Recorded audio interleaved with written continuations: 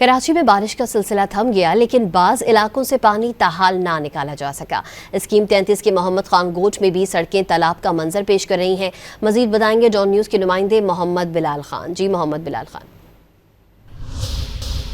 जी बिल्कुल, देखिए मैं इस वक्त मौजूद हूँ स्कीम 33 मोहम्मद खान कोट के अंदर, और यहाँ पर भी जो सड़कें हैं वो तालाब का मंजर पेश कर रही हैं। तकरीबन यहाँ पर घुटनों घुटनों पानी मौजूद है और शहरी बड़े परेशान दिखाई देते हैं। मेरा कैमरामैन आपको दिखाएगा, ये सड़क है जो कि मेन सुपर हाईवे से आ रही है।